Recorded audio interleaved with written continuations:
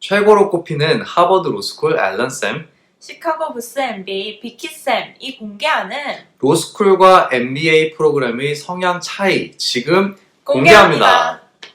안녕하세요. 오늘은 로스쿨 진학이냐, MBA 진학이냐를 놓고 이야기를 해보려고 합니다. 저도 20대 초 진로 탐색을 하면서 어떤 대학원을 선택할지 고민 많이 했었는데요.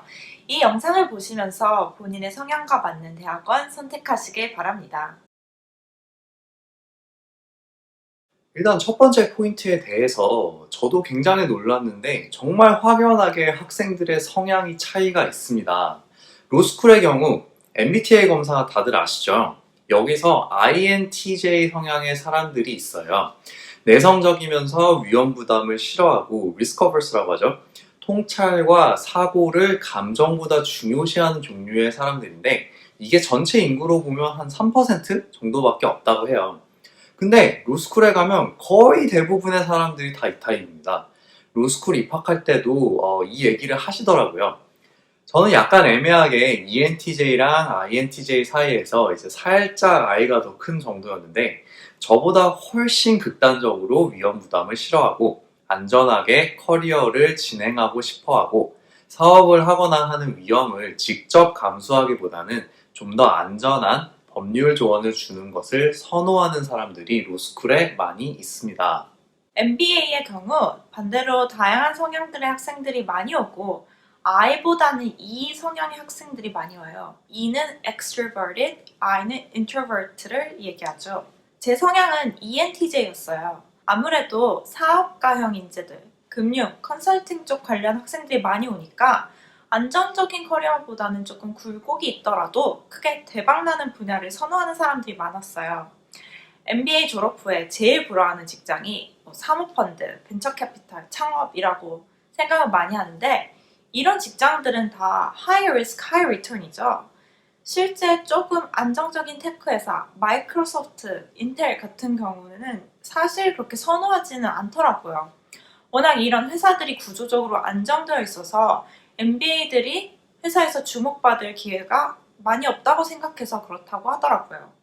티어 1이라고 생각하는 그리고 제일 MBA들이 많이 선호하는 회사들이 실리콘밸리 유니콘 회사들, 테슬라, 우버, 리프트 이런 게 조금 더 선호된다고 하더라고요.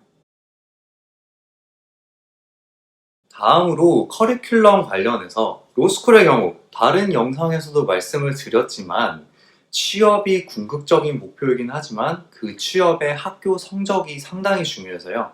최소한 1학년 때는 정말 최고의 성적을 받기 위해 공부만 해야 합니다. 저도 살면서 공부 많이 했는데 로스쿨 1학년 때 했던 공부량이 지금까지 했던 공부 중에서 가장 강도가 셌던 것 같아요.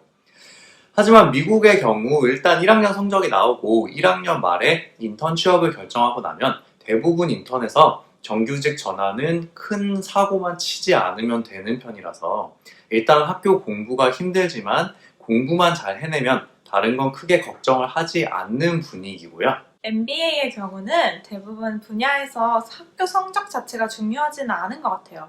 물론 성실하게 공부하고 싶어하고 배움에 열정이 있는 학생들이 열심히 수업에 참여하기는 하지만 취업만 놓고 본다면 학교 성적이 중요하지 않고 그래서 최상위권 MBA 프로그램들은 성적의 부담을 줄여주기 위해서 외부로 성적 공개되지 않게 합니다.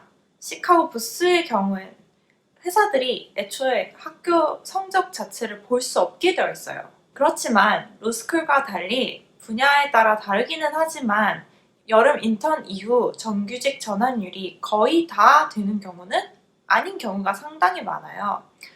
취업과 풀타임 오퍼를 받는 쪽에 스트레스가 큰 편입니다. 예를 들어 제가 가는 뉴욕 투자은행 분야의 경우에는요. 보통 10명 중에 3명 정도는 정규직 전환이 안 되고 심한 경우에는 절반이 탈락하더라고요. 졸업 후 진로와 관련해서는 로스쿨의 경우 당연히 대부분의 학생들이 법조계로 가죠. 대형 로펌이나 검사직 혹은 판사와 함께 일하는 클럭십 또는 NGO 활동 혹은 교수직으로 가기 위해서 연구를 하기도 합니다. 하지만 일단 금전적인 문제 등으로 상당수 학생들은 로펌에 취직을 합니다. 그렇지만 탑 로스쿨의 경우에는 다양한 진로를 모색하는 학생들도 상당수 있어서 법조계 이외에도 전략 컨설팅이나 창업, 투자은행, 특히 이 리스트럭처링 같은 분야는 법적인 지식도 굉장히 중요하거든요.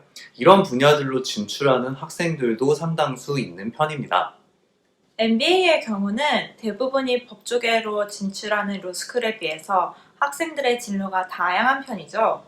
테크 기업으로 가는 경우, 일반 회사 취직, 전략 컨설팅, 자산운용, 투자회사, 창업 등등 정말 다양한 분야로 진출을 하고 따라서 비즈니스 분야 전반에 걸친 인맥을 구축할 수 있습니다. 그럼 도움이 되셨기를 바라며 오늘은 여기까지 하겠습니다. 감사합니다.